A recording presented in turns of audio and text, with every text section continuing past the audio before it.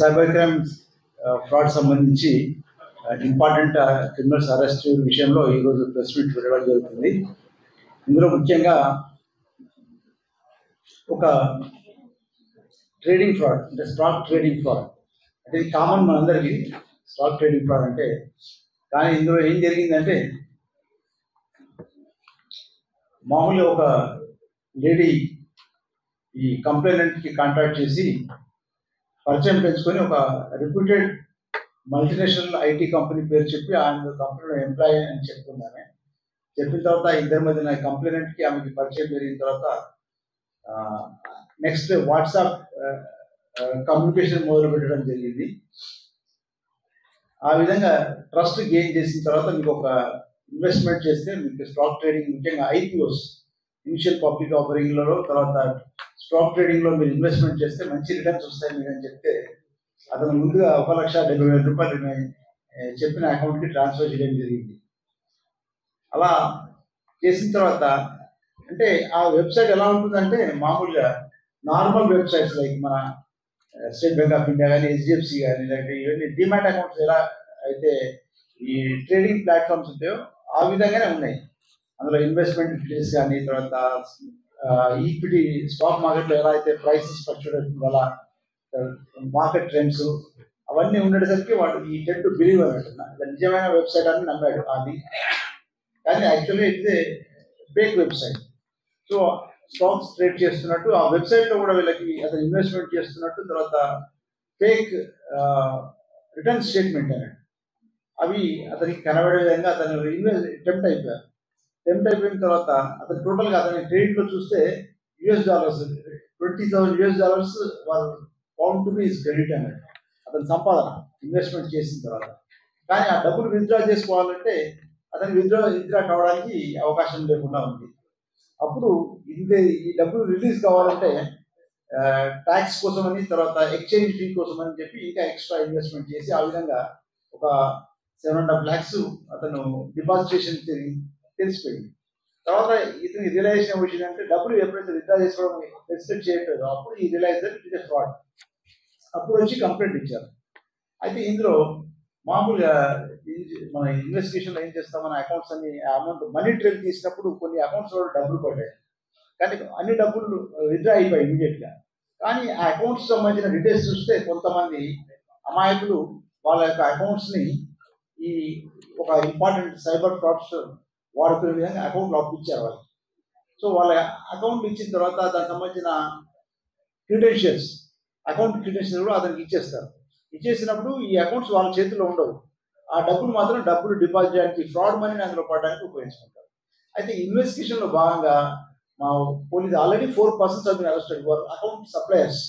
కానీ ఇందులో main king pin brain behind the entire ఈ ఆపరేషన్లో చిక్కాల సంతోష్ కుమార్ అనే వ్యక్తిని, ఇతను నిజామాబాద్ వాసి కాకపోతే హైదరాబాద్లో సెటిల్ అయి ఉన్నారు గత కొన్ని సంవత్సరాలు ఉంటూ. ఇతను ఏంటంటే బేసిక్గా హైదరాబాద్ ఎయిర్పోర్ట్లో గ్రౌండ్ ఇన్ఛార్జ్గా గ్రౌండ్ క్యాప్టెన్గా పనిచేశారు ఒక 2 సంవత్సరాలు 2016 నుంచి 18 తర్వాత. నెక్స్ట్ దాని నుంచి ఒక ఎయిర్లైన్స్లో 1 year పనిచేశారు. అప్పుడు ఇది అర్థమైందంటే వీసా అంటే ఏంటి, ఈ పాస్పోర్ట్స్ డీలింగ్తో ఫారిన్ కంట్రీస్కి పంపిస్తే ఎలా ఉంటుందని ఐడియా వచ్చి ఆ ఇండియా నుంచి కూడా బయటకు వచ్చి ఒక వీసా కన్సల్టెన్సీ ఫామ్ పెట్టారు. పెట్టి ఈ అన్ఎంప్లాయిడ్ యూత్ని విదేశాలకు పంపించడం, దుబాయ్ తర్వాత సౌత్ ఈస్ట్ ఏషియన్ కంట్రీస్కి కొన్ని కంట్రీస్ పంపించడం మొదలుపెట్టారు. అయితే ఇందులో ఏం జరిగింది, ఈ కేమ్ ఇన్ కాంటాక్ట్ విత్ ఒక ఫెలో హిందుస్థాన్ కన్సల్టెన్సీ సర్వీస్ అనే ఒక అది కూడా సేమ్ జాబ్ వీసా ఇచ్చే కంపెనీ అనేది మన తెలంగాణ బేస్డ్ కంపెనీ. వాళ్ళు పరిచయం అయిన తర్వాత అతని దగ్గరికి ఆఫర్ ఇచ్చారు.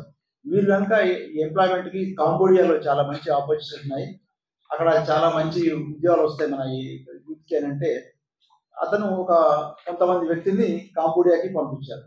వాళ్ళు ఇంటర్వ్యూస్ పెట్టి జూమ్ కాన్ఫరెన్స్ పెట్టి కొంతమంది సెలెక్ట్ చేసుకున్నారు. వాళ్ళు కాంబోడియా వెళ్ళారు. ఇతను కూడా 2023లో ఒక 3 నిజామాబాద్ సంబంధించిన తన విలేజ్ సంబంధించిన 3 యువకులతో కాంబోడియాకి వెళ్ళి అక్కడ ఒక కాల్ సెంటర్లో పనిచేశారు. ఇట్స్ ఏ కైండ్ ఆఫ్ అంటే అక్కడ ఎలా ఉంటుందంటే మరి రీసెంట్గా పేపర్లో చదువుతారు 5,000 మంది Indian youth are trapped in Cambodia అని వచ్చింది. అంటే అక్కడ ఈ కాల్ సెంటర్స్, ఈ సైబర్ ఫ్రాడ్స్టర్స్ అంతా ఒక పెద్ద బిల్డింగ్లో, మల్టీ స్టోరీ బిల్డింగ్లో ఉంచి అందులో ఇలా ఎవ్రీథింగ్, వాళ్ళ పర్సనల్ ఇన్ఫర్మేషన్, వాళ్ళ ఫైనాన్షియల్ కంట్రోల్ మొత్తం వాళ్ళ దగ్గర ఉండిపోతుంది అన్నట్టు. It's a kind of virtual arrest. వాళ్ళు బయటికి కూడా పోలేరు. వాళ్ళ పాస్పోర్ట్స్, వాళ్ళ డాక్యుమెంట్స్ అని వాళ్ళ దగ్గర పెట్టేసుకొని, బికాస్ దే ఆర్ స్మార్ట్, చదువుకున్న వాళ్ళు ఉంటారు, తర్వాత వాళ్ళు టెక్స్ అవి ఉంటారు, వాళ్ళని ఉపయోగించుకొని సైబర్ ఫ్రాడ్స్ చేపిస్తూ ఉంటారు. ఈ ట్రేడింగ్ ఫ్రాడ్స్, తర్వాత ఇన్వెస్ట్మెంట్ ఫ్రాడ్స్, తర్వాత ఈ ఈ డిజిటల్ అరెస్ట్ సంబంధించిన ఇలాంటివన్నీ చేస్తారు వాళ్ళతో. సో వాళ్ళకి తెలిసిపోయింది, వాళ్ళకి మేము వీఆర్ వర్చువల్ ట్రావెల్, ఇతనితో గొడవపడి మేము ఇండియాకి వెళ్ళిపోవాలి అని వాళ్ళు అతి కష్టం మీద ఒక 45 days ఉన్న తర్వాత అతను వీళ్ళు కలిపి ఇండియాకి పాల్పొచ్చారు. సో సంతోష్ కుమార్ ఈ విధంగా ఒక 25 మంది దగ్గర మోసం చేసి వీళ్ళకి కాంబోడియాకి ఈ cyber frauds agents, basically they're ఆర్ ఇన్నోసెంట్స్, అంటే టెక్నాలజీ తెలిసిన వాళ్ళు, కంప్యూటర్స్, ల్యాప్టాప్ అని హ్యాండిల్ చేసిన వాళ్ళందరినీ జాబ్ పేరు మీద పంపించేసి అక్కడ కాల్ సెంటర్లో, ఈ fraud call centre, cyber fraud call సెంటర్లో పనిచేయించి వాళ్ళు డబ్బులు కూడా ఇతను కమిషన్ పొంది ఈ విధంగా నేరం చేసి తప్పించుకొని తిరుగుతున్న వ్యక్తిని మనం అరెస్ట్ చేసి రిమాండ్ చేయడం జరిగింది. ఈ విధంగా ఇతని దగ్గర కూడా చాలా సీజ్ చేయడం జరిగింది. ఇతని దగ్గర డెబిట్ కార్డ్స్ ఉన్నాయి, 24 డెబిట్ కార్డ్స్, ఒక 5 పాస్బుక్లు, చెక్ బుక్స్ 7, తర్వాత ముఖ్యంగా 15 mobile phones also report from this position. అంటే ముఖ్యంగా మీడియా ఐడెంటిటీ కార్డు కూడా, ఒక హైటెక్ టీవీ అనే ఒక ప్రెస్ ఐడి కార్డు కూడా ఇతని దగ్గర ఉంది. ఈ విధంగా ఈజీ మనీ కోసమని, కమిషన్ కోసమని, అంటే basically is a account supplier తర్వాత అకౌంట్ ఆపరేటర్ నుంచి ఏమైంది అక్కడికి సైబర్ స్లేవరీ అంటే అన్ఎంప్లాయిడ్ యూత్ని ట్రాప్ చేసి వాళ్ళకి విదేశాల్లో జాబ్లు ఇప్పిస్తామని చెప్పేసి పాస్పోర్ట్, వీసా ఇప్పించి కాంబోడియాకు పంపించి అక్కడ ఈ సైబర్ ఫ్రాడ్ చేసే సెంటర్స్లో పనిచేసే విధంగా ఇతను ఒక మేజర్ సైబర్ క్రిమినల్గా మనకు అవతరించి అల్టిమేట్గా పోలీస్కి చిక్కాడు. ఇతన్ని అరెస్ట్ చేసి రిమాండ్ చేయడం జరిగింది. This is one important arrest. తర్వాత రెండో కేసు ఏంటంటే, ఇందులో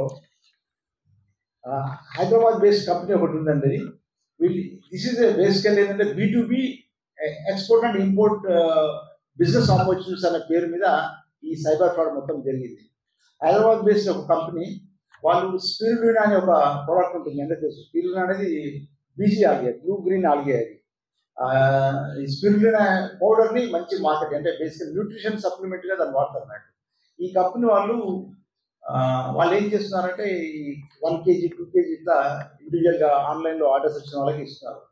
1000 రూపీస్, 1500 రూపాయలు అలా అమ్ముకొని ఎంతకాలం కష్టపడతాం మనం ఒకటే సప్లయరు, ఒకటే సోర్స్ ఉంటే కనుక, మనకు ఒకటే కన్జ్యూమర్ ఉంటే కనుక మనం లార్జ్ స్కేల్లో మనం సంపాదించేదని వాళ్ళకు ఆలోచన వచ్చి అయినప్పుడు ఒక కంపెనీ, ట్రేడ్ ఫండమెంట్ అనే ఒక కంపెనీ, ఢిల్లీ బేస్డ్ కంపెనీ, దాని ఒక రిప్రజెంటేటివ్ లక్ష వర్మ అని వీళ్ళని కాంటాక్ట్ చేస్తారు. చేసి మీకు మంచి ఆపర్చునిటీ ఉందండి, మీరు స్పిరులినాలో ట్రేడ్ చేస్తున్నారు కదా, మాకు ఒక Hong Kong based company aces trading అనే వాళ్ళతో మాకు అండర్స్టాండింగ్ ఉంది. మీరు వాళ్ళతో కనుక మీరు ట్రేడింగ్ పార్ట్నర్షిప్లో కనుక మీరు ఎంటర్ అవుతే మీకు బల్క్ ఆర్డర్స్ వస్తాయి, పేమెంట్స్ కూడా US డాలర్లో జరుగుతాయి, కాబట్టి మీకు ఎక్కువ డబ్బులు వస్తాయని చెప్పేసి అతను నమ్మించడం. తర్వాత కొన్ని కంటిన్యూస్గా కాల్ చేయడము, తర్వాత డిఫరెంట్ మెయిల్స్, తర్వాత కొన్ని వాళ్ళకి పర్చేజ్ ఆర్డర్స్, వర్క్ ఆర్డర్స్ ఉన్నట్టు ఆ కంపెనీ నుంచి ఉన్నట్టు వీళ్ళు పంపించడం అనేది చేసింది. దీని తర్వాత ఏమైందంటే, over a period of time వీళ్ళతో మాట్లాడుతున్నప్పుడు, this happened over a period of 6 months, June 2023 నుంచి డిసెంబర్ 2023 వరకు ఈ నేరం జరిగింది. ఇందులో సుమారు 1,11,00,000 రూపాయలు over a period of 6 months ఈ కంపెనీకి సంబంధించిన మేనేజింగ్ డైరెక్టర్ గారు ట్రాన్స్ఫర్ చేశారు. ఈ ట్రాన్స్ఫర్ చేసేప్పుడు వాళ్ళు ఎలాంటి రిప్రజెంటేషన్ ఇచ్చారంటే, బేసిక్గా ఈ కన్సల్టేషన్ ఫీ అని, తర్వాత ప్రాసెసింగ్ ఫీ అని, లీగల్ ఫీ అని, ఈ అమౌంట్ ఎంత టోటల్ రిఫండబుల్ అని చెప్పారు. Once the contract is materialised you will get the entire refund of all the 1.11 crore అని చెప్పి నమ్మించారు. సో ఎలాగో రిఫండబుల్ అమౌంట్ అని చెప్పి this went on paying all this so called fees, processing fee అని, legal fee అని, తర్వాత tax అని, తర్వాత రిఫండ్ ఛార్జెస్ కూడా. ఈ విధంగా డిఫరెంట్ ఫార్మ్స్ లో అతను పే చేస్తూ 1,11,00,000 అండి పే చేశారు.